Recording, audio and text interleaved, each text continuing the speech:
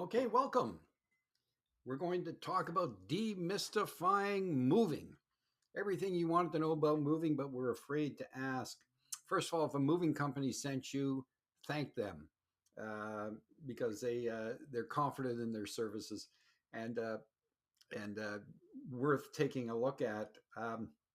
Listen, I'm going to talk a little bit about the whole moving process. This is a sort of a long course here, a presentation piece, but I'm going to give you a little bonus information on moving locally, just in case you ever do, or you have someone in your family that might be doing that. I'm going to talk about how to avoid being scammed in this wonderful industry. It's still out there, prevalent. The best price is not always the best value. Talk about all the different moving options, whether it's renting a truck and doing it yourself or using a mover. And there are a number of variables, a number of options when using a moving company that I'm going to make you aware of. Talk about moving to another country and how important it is to use a professional mover when you're doing that. And it's all about moving long distance across the country, or what they call interstate in the US. At any rate, getting back to a little bit of this front porch philosophy, wherever you go, there you are. You know, when you're thinking about making the change and making the switch, nothing is really going to change in your own personal space unless you take the time to make some changes in your own personal life. You know, the geography will change, but you're going to stay the same unless you take this opportunity to make some changes. We're going to talk about that in the settling in process too, but wherever you go, there you are. The best way to reduce costs in the moving business is to eliminate stuff. You know, there's major costs, and one of them is the volume or the weight that you take. And it is, again, I'm harping on the perfect time to examine your personal situation and maybe leave some bad habits behind and start a fresh, positive, new life in your new location. So let's get started. I'll put away the pulpit and we'll get down to the brass tacks, the stuff I know bestest, and that's moving. Here we go. Listen, you're not ordering a pizza. I've talked about it a few times here. It takes at least a month to try and get ready for what you're doing. Unless you're a secret agent, you know, and you've been given an assignment that you have to start tomorrow, most of us have enough time to organize this stuff if we squeeze it into our day. So, by you watching and listening to this, I applaud you immensely because you're actually taking positive actions on trying to make this whole situation run as smooth as possible. So we're going to chat about it. We've talked about, you know, the the location of your new home, the new place that you've got. Can the household goods fit in? You know, what does your space look like? Excuse me, and are the your goods worth moving? We're going to talk about that. And the only way, as mentioned, that you can reduce your costs when moving, you can do some of your own work, obviously, sell, donate, or recycle your stuff.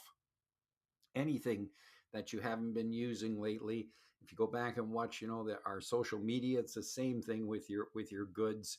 um, it, it it's a great time to kind of organize your entire life and start out in a nice fresh way.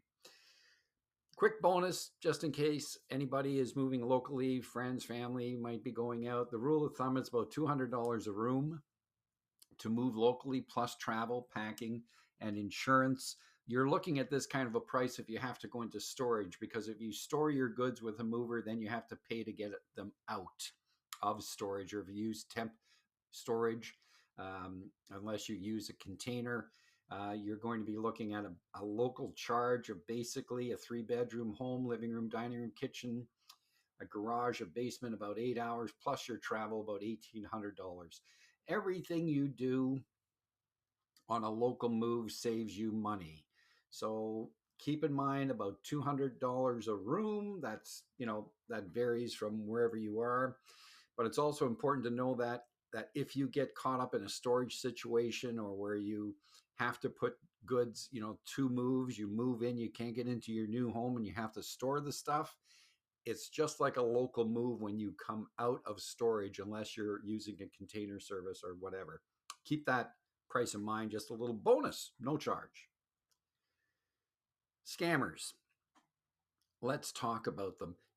The industry was riddled with them. They're starting to reduce. There have been actual, legal action taken, criminal charges placed on some of these folks. But as I mentioned, there's no barriers of entry to get into this industry, and anybody can start a website and what's called broker the business, or they can, have a very uh,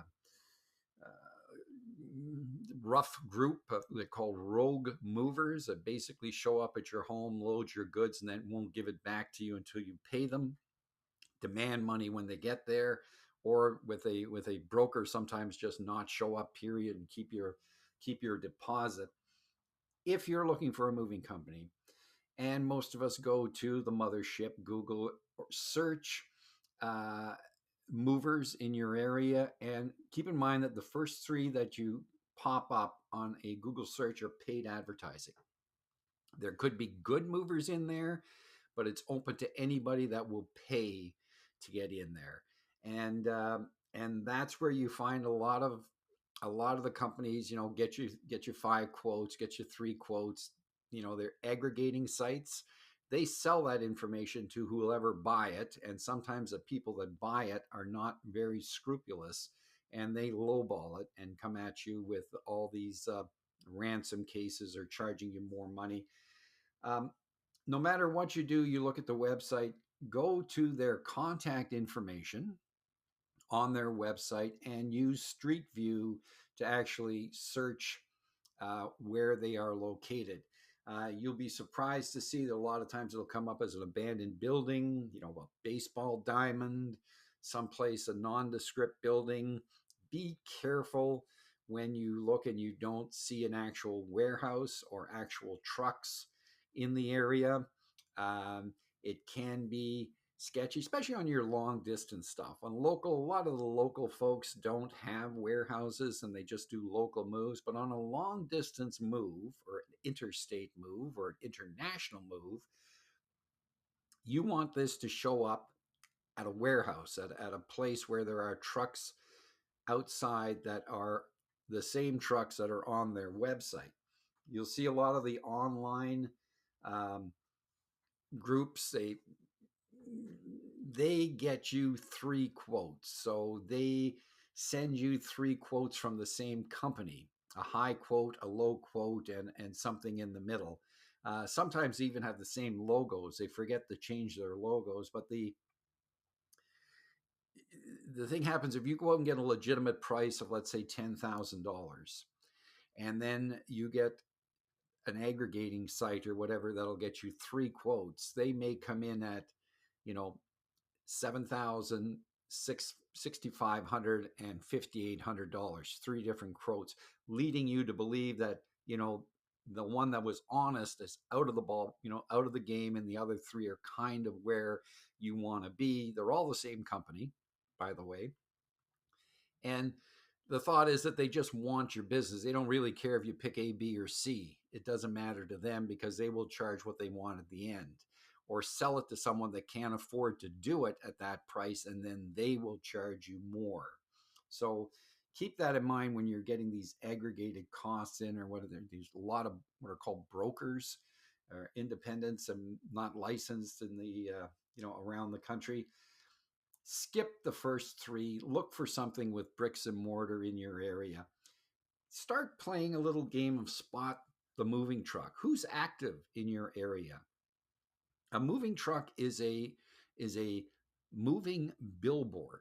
When you see that the business is slow, you'll see the legitimate movers park their trucks in high traffic areas on the side of a highway or something, so you can see their truck. You see their name, you see their phone number, you see their email address.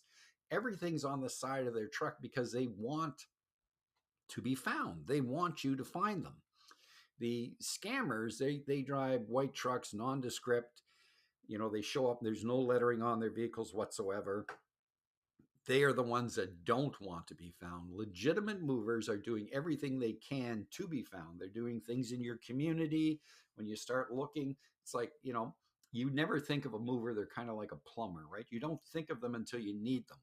So when you start to think that you're going to be moved, just play a little game of spot the movers in your area.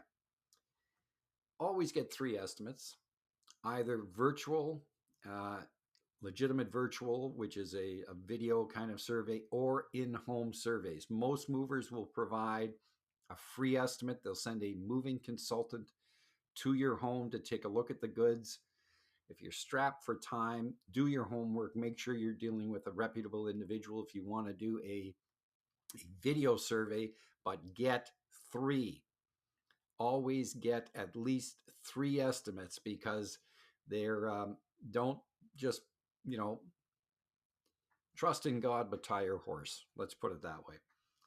You'll see that they on some of these scam sites, they'll actually have logos that look like van line logos. They'll have quality awards that don't even exist if you Google the award, and they want to look like a van line. And I'll go into what van lines are a little later. Do not pay large deposits. They're very aggressive when they're on the phone. They want you to book immediately. Tell them you're getting 3 quotes. Tell everyone you're getting 3 quotes, and get 3 quotes. You're playing with thousands and thousands and thousands of dollars here. You're also dealing with everything you basically own, and your time, yes, is important, but everything you own and thousands of dollars has value. Everybody's into this, you know, I can't get 3 estimates because it's going to ruin my life. Get them, because all these folks are different. It really gives you a neat opportunity to compare and find the right one for you, and always use your spider senses. Look for bricks and mortar in your area. Skip the first 3 ads. I know the mothership might come at me and shut down my internet, but always look for people near you, bricks and mortar. Check out their websites. Do a Google search. I'll tell you who the big van lines are, the reputable companies. But if you get something that is ridiculously low and any of these red flags show up, throw them out. Period. Everybody has the basic same expenses. Everybody has in the industry, the costs are all relatively the same. You're going to have differences, but they're not going to be, you know, $5,000 cheaper than the next person. That is where you're going to get in trouble, and that's how you avoid scammers. And I'll talk about the brands a little later, but just keep an eye open for that grift. They get your stuff, they lowball it, they come there, they either load it and won't give it back until you pay them, or they refuse to load it when you have to be out of your home until you pay them. So make sure you get a professional estimate on letterhead, in writing, and we'll talk more about that going on down the road. I'm going to talk to you about options. No matter where you are in life, if you're just going, starting out, going into a rental or first time home or what have you, you can move your goods several different ways. You can rent a container. We've talked about it. The containers are basically used as a temporary storage application. So staging a home, or if you want to load at your leisure and then keep the stuff stored for a little while, move into your new place. They do, however, offer long distance service. This whole course is on long distance moving. The container companies will load and drive, the Pods of the world, and the others. Check with their rates. We'll talk about that going forward. You load it yourself and have it delivered. That's the container type service. You can rent a truck or a trailer, your U-Hauls or Hertz or Ryder and place like that. You load the truck and drive it yourself. That's another option where you can, get yourself out to the location along with your goods, and the timing is all perfect because you arrive when the goods arrive. And it's a clean way of doing it. You have to be able to drive a truck or pull a trailer, viable option. You can use a professional mover, which scares a lot of people because of the costs. But there are alternative services from professional movers. That's freight services and what are called dock to dock services and other little things. I'm going to talk about that going forward. So the rent a container, load it yourself. You can also get labor. You can rent labor. You have to be cautious on that and where they come from and how you pay them and things of that nature. You load it, they deliver, or you rent a truck, load it, drive it, and deliver it yourself. A good option if you can drive a truck, another good option. And of course, these are great options down here. Things to consider when you're doing it yourself is access and restrictions. We've talked about that several times. Can you drop a container off at your new building or your current building? If you're doing that container service, can you leave it in at the loading dock at the new condo? A lot of cases they won't let you do that, so you have to drop it someplace and or really time it well so that it's there and you offload it on the same day. But the drop off thing gets dicey. Do you have labor on both ends? Do you have people to physically help you load it? Get commitments from your friends and family way up advance, and a destination. Do you have friends or family that can help you offload it if there are heavy pieces, or do you want to get into rental, labor rental stuff, which can be a little dicey, but it's available. You have to take into consideration drop off charges. If you're driving a truck someplace or a container, they charge you in some instances to drop the truck at the new city. If you're renting, names mean nothing here, but a U-Haul, for example, if you're taking it from wherever, New York, Dallas, or you're taking it Toronto to Vancouver, you're leaving it there. They charge you to drop that off. Ask or find out where the drop off area is as well. So if you're coming into town and you're dropping off the goods and then you have to drive all the way out to the airport to drop off the truck and then Uber back or taxi back, or what are there, get where the drop off is in relation to your new location and the charges.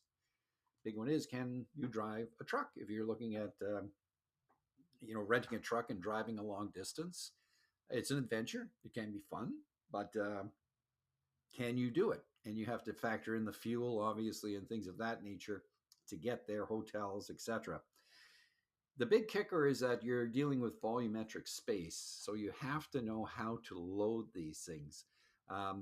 If you get a container and you don't fill it all the way, you still pay for the container. If you have stuff left over, you may have to get a brand new container because you're dealing with the space inside. And loading a container or a truck is an art, and you want to make sure that it's packed solid, so when it goes around the corners it doesn't fall down. So you have to be kind of comfortable with this. A big moving truck, a mover, is based on weight, and their trucks can handle basically any size shipment. So you've got this issue. And then your equipment rentals, just going in again, eyes wide open.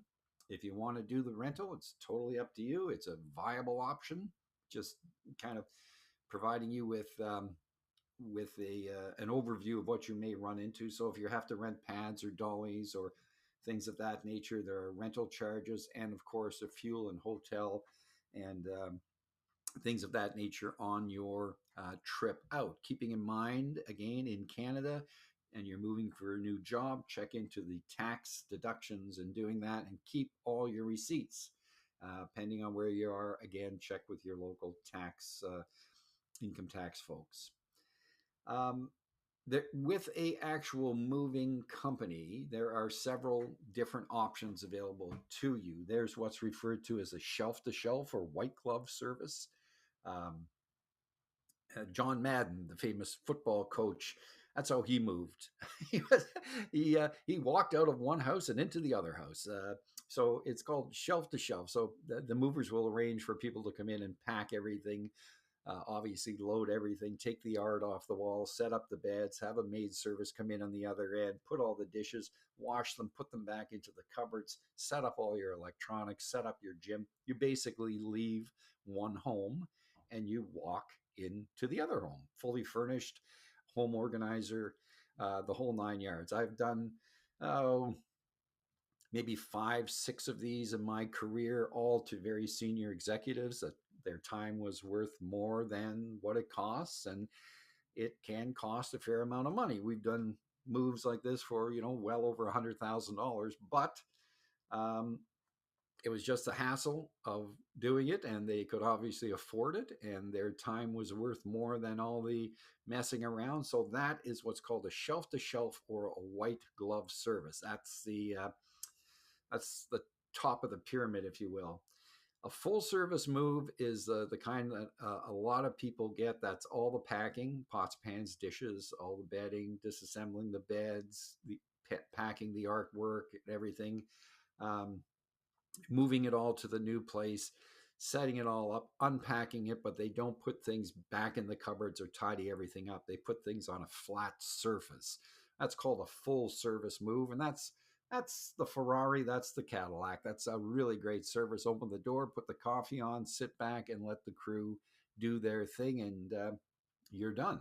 Um, the partial pack service is whereby you decide to do some of your own packing.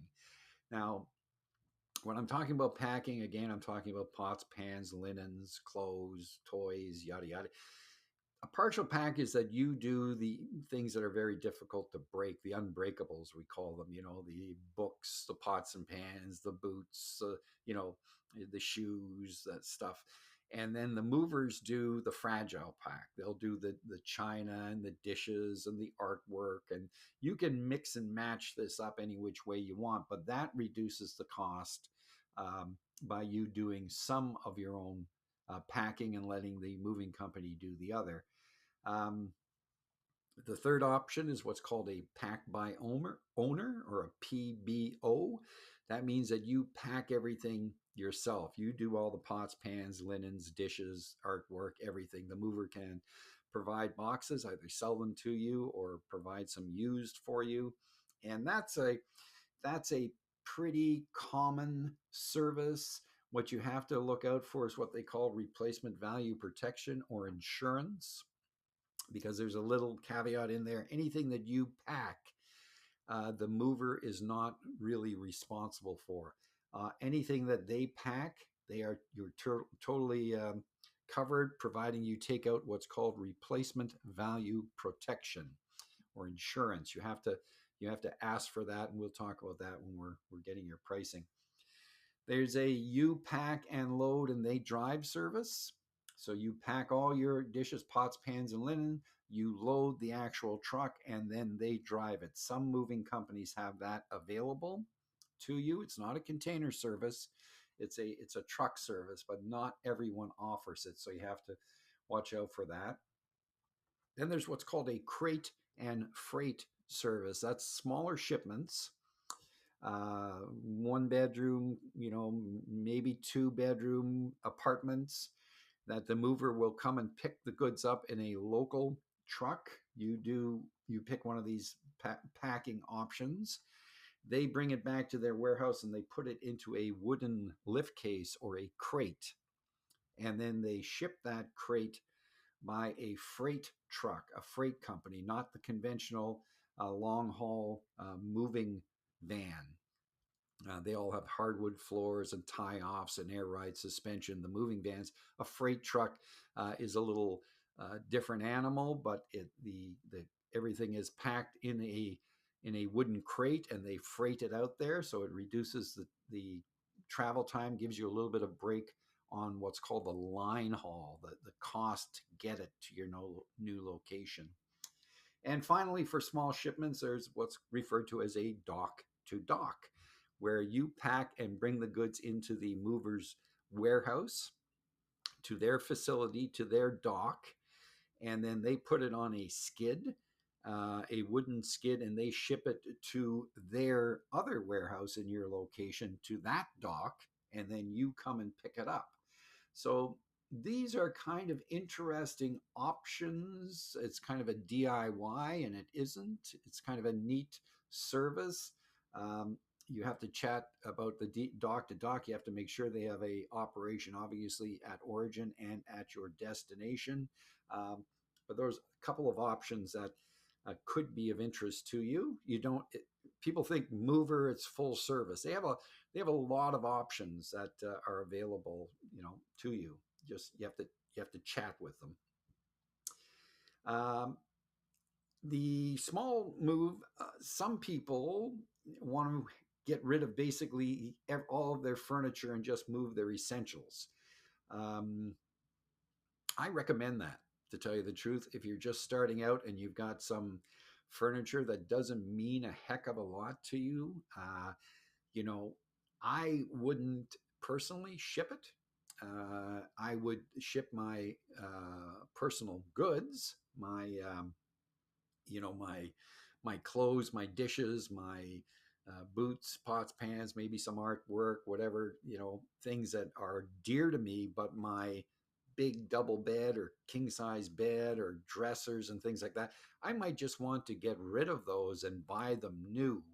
And there's a way to do the math on that. We'll talk about that a little later on. If you are attached to them for some reason, sentimental reasons, or you just really like, the mattress you sleep on, then by all means take it. But if you're working on a pallet, on a dock to dock a pallet, these boxes are really good fit. So 8 4 cubic foot boxes and 4 2 cubic foot boxes, whatever you can get into those, ship very nicely on a skid. They're 40 by 48 by 62 inches, are perfect. When stretch wrapped, they just put on a freight truck. If your other option is 12 2 cubic foot boxes, and these are great for, a lot of books or things are 2 cubic foot boxes, and 4 cubes are a little bit bigger. It's just the size of the box. And that combination is 48 by 48 by 72 inches. Um, so there's a couple of good options. Anything you can get in there, they can ship it on a skid. And you can also maybe throw in a china barrel or some other things. But that's a couple of options when looking at a skid service. What you do is you call your local, when you find a van line agent or someone with, people in both ends, talk to them about a dock to dock and what variations they might suggest. Another option while we're here is you bring it to the dock, and some freight companies, they have a tailgate. They'll drop it at the curb at your new home. Now obviously you have to be there. They won't carry the goods in, but some of them will actually drop it at your home, pending on, where you are and the situation, whereby you would just cut the stretch wrap and carry the goods into your home right there. You'd have to have help. Somebody has to stay with the goods, obviously, while you're schlepping the stuff in. But interesting options to think about. And again, you find that all with professional movers. They're just not big exec. They'll do the executive stuff, but they'll also do this stuff, and this stuff is becoming more and more prevalent. A quick aside: if you have a lot of books and a lot of power hand tools and things like that, you can look at shipping a bunch of them this way and reducing the cost of your larger shipment, because everything is based on weight. So again, a little something just to think about.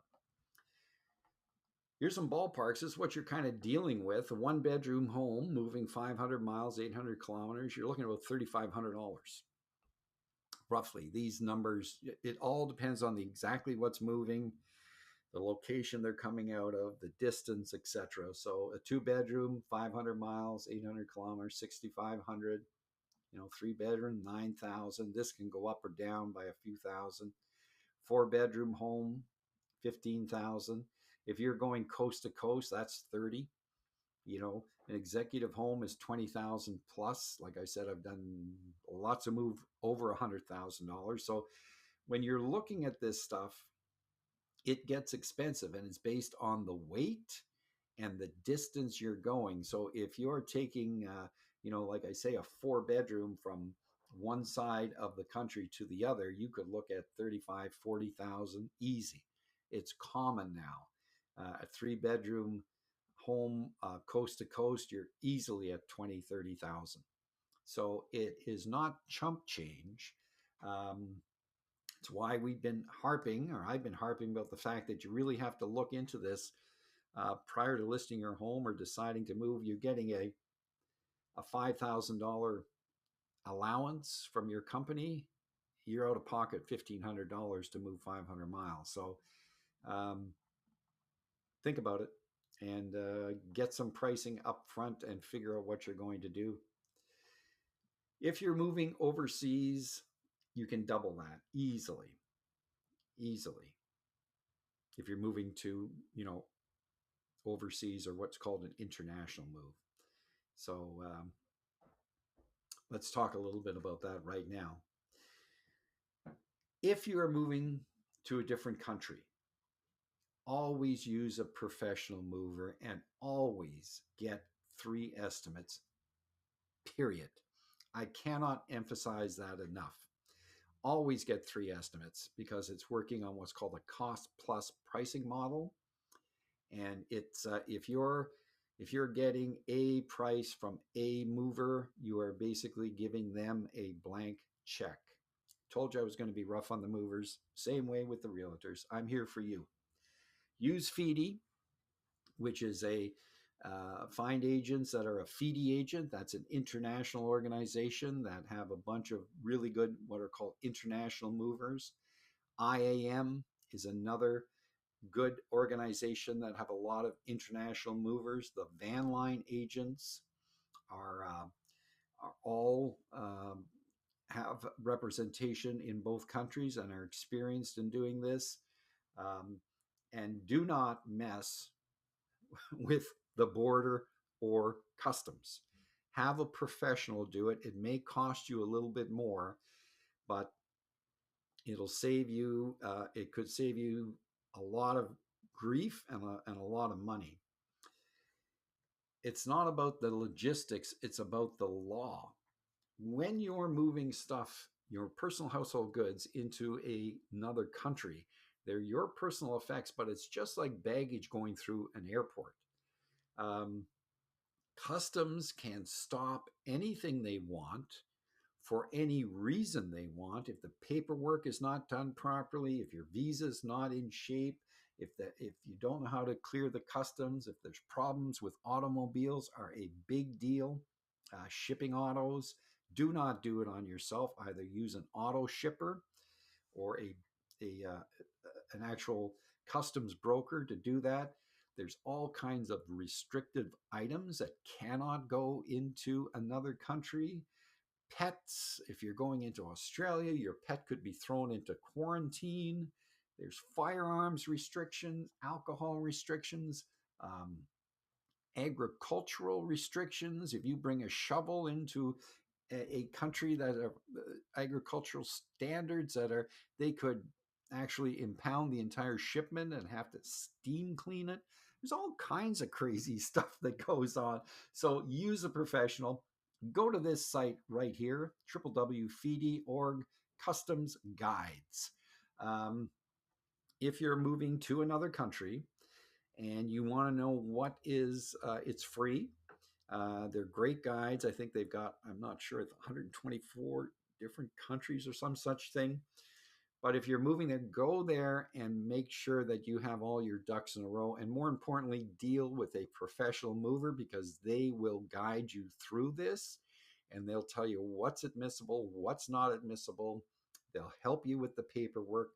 They'll make sure everything goes smoothly, and they have representation on both ends. So vitally important and well worth the money, but always get 3 estimates. Long distance domestic, or they call it interstate in the U.S., and cross border moves are Canada, U.S. They call them cross border. They don't call them international. It's always a good idea to use a van line on these services because they have representations on both ends. You want somebody with an origin and a destination. Most of these prices are based on what's called line haul, which is the weight and the distance you're going. So 5,000 pounds going 800 miles has a price. The packing services that you need, all your pots, pans, linens, dishes, what's called RVP insurance or replacement value protection, and the various service charges or what are called third party charges. If you're shipping your car, they'll get a third party to ship it. If you're crating furniture, if there are gym sets to be disassembled, appliances that need servicing, the mover will contract what are called third party companies to come in and do that service for you. uh, the mover pays them and puts a charge on the bill to carry the receivable.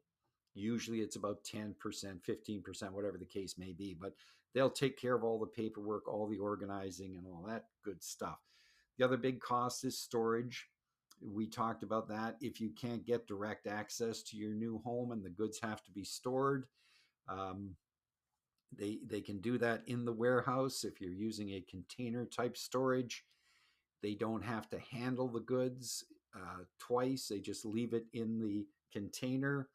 But if you're doing traditional, they take the stuff out of the, pick it up locally around the rates I talked about on the local rates. They charge you what's called warehouse handling. So they take all the goods off the truck and put it into wooden containers in the warehouse.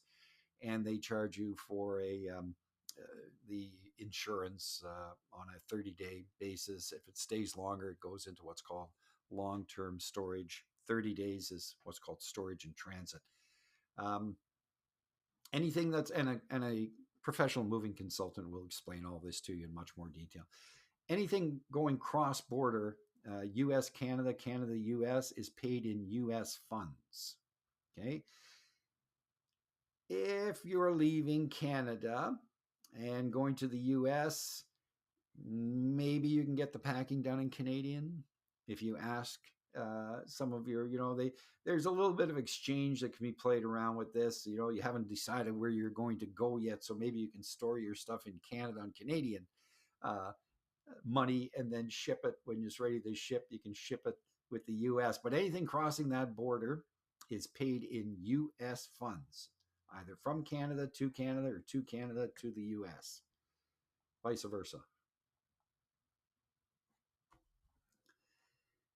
There are several standalone international movers, and you can find them on FIDI or IAM, or there's lots of them, very, very reputable, very good at what they do. And these associations kind of police that a bit.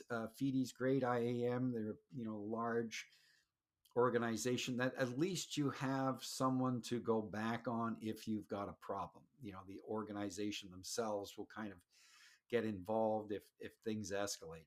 There are big van lines, and in the US there are large independent van lines that are also available, that they basically own all the branches. A van line was basically developed long ago, back after the Second World War, when people were starting to move out. There were people moving from coast to coast, and when they got to one side of the country, they did not have anything to come home with. They had no weight. So van lines were put together as a kind of a load exchange platform to begin with. So if I got out to whatever, British Columbia, Frank would give me something to get back to Toronto, and one of his trucks come to Toronto, I'd give Frank something to get back out to British Columbia. That's how they started. And they grew into large organizations. Each one of the agents are independent businesses inside a van line. A van line is like almost like a franchise in some cases, where they do the branding. They do what's called distribution of revenue. They pay all the various parties that are involved with the move. They bulk buy, whatever boxes and things like that for the agents. And they have what's called a central dispatch, where these independent businesses put their long haul trucks into a pool, and the van line kind of dispatches them on a national basis. The big five are Atlas Van Lines, Allied Van Lines, North American Van Lines, United Van Lines, and Mayflower. Allied and North America are owned by a holding company called Serva, which is also a relocation company, but they are owned by this group. Unigroup owns United and Mayflower. Now, when you're getting quotes, as long as you get the different colors in there, in most cases, they are all independent and competitive. But, um, sometimes the pricing isn't drastically different, although they all compete. Everybody competes tooth and nail, and but these are the big five. When you're looking at the scammers, they'll have um, logos and names that kind of look like these folks. The purpose of this, when you're moving long distance, is representation on both ends. They have the head office knowledge, and you have like this. If there is any problems, you can always go to the van line for some sort of a resolution. So, it doesn't mean that, there are absolute terrible movers in van lines. And there are some absolutely fantastic movers in van lines, as there are as independents. There are some absolute terrible independents, and there are some independents that are a lot better than van line agents because they're individual agents. Um, they're running their own shop, and you can get the really good ones and you can get not so good ones. What you're dealing with here, though, is the mothership and and the representation globally, basically. So that's a quick, you know, intro to the van line system. What a van line is: independent agents um, involved in a national brand. I'm going to talk about pricing here, and so why it's so vital to get at least 3 quotes all the time. Everybody's, their time is worth so much money. Well, you want to spend your time foolishly, get one estimate. When you're dealing international, you're dealing volumetric. You're dealing with space, with a container. If it's going on an airplane, there's also what's called air chargeable. I'm not going to bore you with this too much, but if you're moving a box full of feathers and a box full of lead, they'll charge you the volumetric space for the feathers or the weight for the lead. So they charge you whatever greater. That's called air chargeable. You only do that when you're shipping an IATA carton or something like that. All of the container services or international services are done in sea containers, lift cases like boxes inside a container, or groupages. That's a number of shipments inside a big 20, 40, or 40-foot high container, ocean container. You pay for what are called origin services. That's prepping all of the goods for shipping. They prep the goods differently. They wrap all the goods in what are called international wrap, and they pack all the boxes. And then they stuff a container. So that's all the getting the container to your door, the goods back to their place. It's called origin services. That's all the inland freight and everything to pick up the goods. The actual shipping of the goods via air or ocean, the majority of it is done over the sea. That's the ocean freight or air freight. That's your charge. Destination services is clearing the container, customs, and delivering the goods to your location. Inland freight, that means getting it from the dock to wherever your home is. Unloading it, taking all of the paper away, that's called destination services. Then you have insurance on that, and if there are any third-party storage charges or any of the third-party charges I talked about before. They take all of those charges, they compile them, and they mark them up. It's a cost plus service. So if you are getting one quote from a international mover, you're basically saying, charge me whatever you want. It's scary how many corporations do just that. So the markup is whatever they want to put on it. And on top of that, they can mark these up individually so that this markup doesn't look like as much as this because they baked in all those prices. Always get three estimates, period.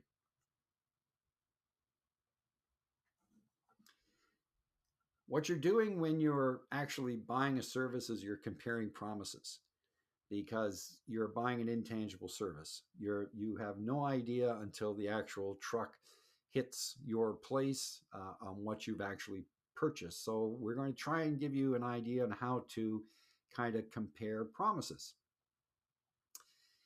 If moving yourself, it's important that you compare the interior size of the truck or the container. This space in here, you want to be able to fill this as full so you can't even get your hand in any of that. A professional mover will pack this like a solid block of furniture. They have tie-offs in their trucks so that they can keep the load. That's when you go around a corner. If you're on the ocean with a container, it all moves together. It's not, bouncing around and breaking.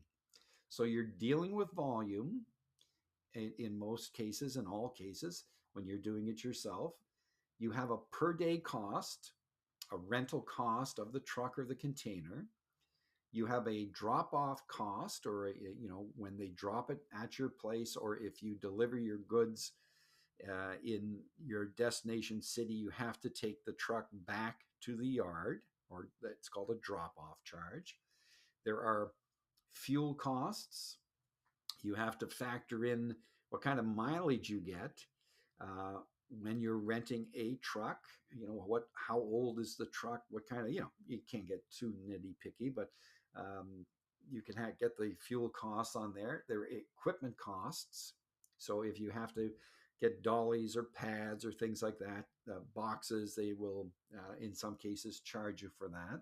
Insurance costs and drop off at location and destination cost, basically the same as that. It's depending on where you're picking it up and dropping it off. And that could be a container cost too, by the way. So you have to factor all that in when you're deciding what size of truck you're getting. And then, you factor in your meals and all that kind of stuff and your driving time and your time and Airbnb or hotels and all that, and figure out what you're actually going to save by doing it yourself. Um, when you're dealing with a mover, we've supplied with a professional mover, a kind of full service or pack by owner type service. We have a comprehensive pricing form that we provide here as a download that asks everybody to price it exactly the same way so you can compare apples to apples. It's easy to leave out some of this stuff and then charge you for it later. So what we do with this comprehensive pricing form is, this is what I want, everything in. This is on a full service or PBO service, and then you're at least comparing apples to apples. Always look for a professional moving consultant when you're dealing with a mover. This is all long haul, long distance movers.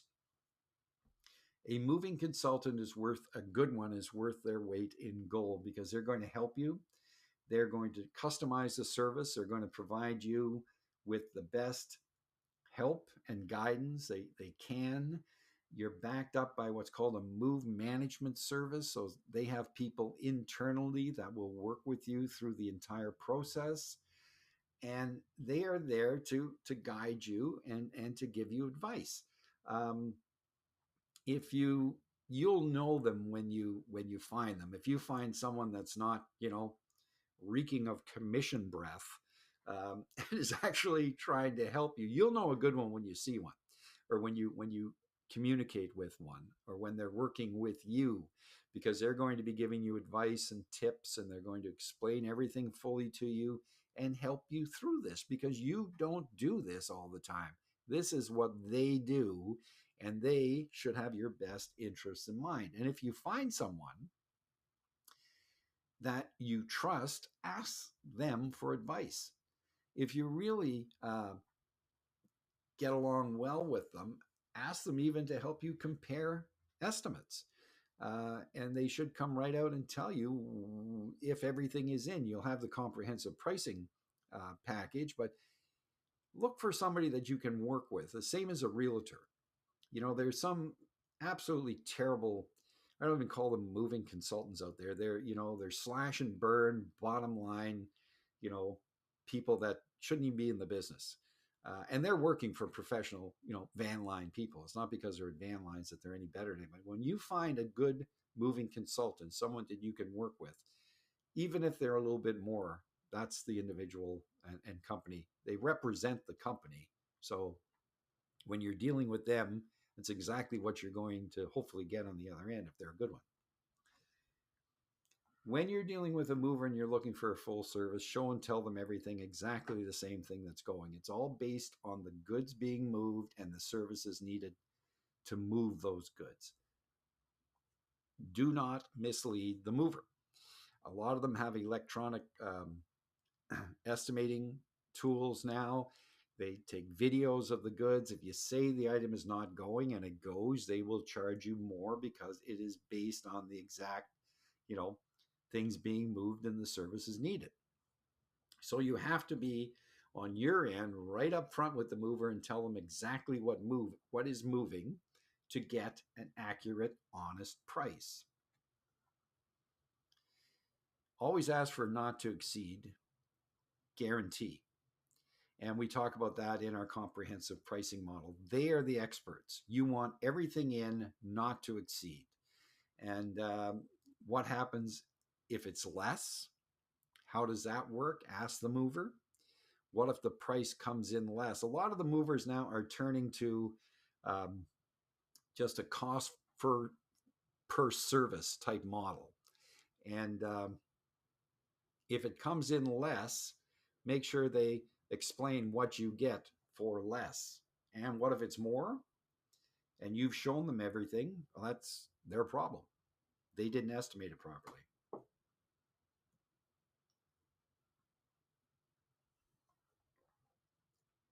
Clarify the TTG. That's the transit time guide. Some movers may look a little bit better, but this TTG might be dragged out for, you may want to take the slow boat because you haven't got a place yet. On the other end, you want a slow delivery, or you may have a place and you want the delivery fairly quickly. So this transit time is the time it takes from loading to deliver. They give you a window and ask them why it is so long and what happens. What do they do if it goes over the TTG? What do they pay you? How do they compensate you? Now, to be clear on a TTG, a mover does not pick up your goods and drive directly to your home unless their truck is basically full. They work their way out to you. They stop and go, pick up and drop off. They have what are called barn doors on the side of the truck so they can access it. Everything is tagged and listed and tied off. Your shipment is kept separate. And they pick you up, drop somebody else off, pick somebody else up, drop them off. So they're working their way out to you so you have this transit time. In some instances where there is no long distance trucks, they'll come in with a local truck, pick your goods up and bring it back to their warehouse and leave it there until a long distance truck comes by. You're getting people in the industry putting air tags in their shipment and then, calling the mover and saying, "Where's my stuff?" And it's on your way, ma'am. Look out the window. Should be there any minute now. And it's still sitting in Texas. Well, the fact of the matter is, it isn't on a long distance truck yet. So there's all kinds of variables. It's not an Amazon setup. It's actually an extremely well run organization for the most part, the industry, but they have so many locations. You can basically move from anywhere to anywhere on Earth. That's what they cover. And it's pianos, and it's not like shipping a hat to Baltimore. They're moving big pieces of furniture, something that Amazon can't do, by the way, or they'd be doing it. It's a tough job. So you have to work with them, pack your patience, as we say. But clarify the TTG, and depending on your situation, it may be more important to have a slow boat or the stuff there quicker. Big time. Does the moving consultant explain everything to you? Explain the process, the cost, and everything. That's when you're dealing, with price. They're going to the variables are going to be, if you use the comprehensive pricing model, they're not going to be that big. You want, just like your realtor, someone you can work with as the face of the company. So I put a lot of value on a professional moving consultant. You book the move, you lock in the dates, you've got the right price. Nothing exists until you actually book the business. The estimate is just that. It's just an estimate until you say, okay, let's get it into the book, let's get it booked. It doesn't exist. So you're comfortable, you have all your pricing in, you get 3 quotes from professional movers, you figure out um, what mode of transportation you want to use, and you book in the business, and then you're ready to go. Purge, pack, and plan. We're going to pop into this in the next session, and I'm going to give you a little break. I need a little drink of tea here. My voice is starting to crack, and we'll be back in the next uh, little module. Purge, pack, and plan. Thank you.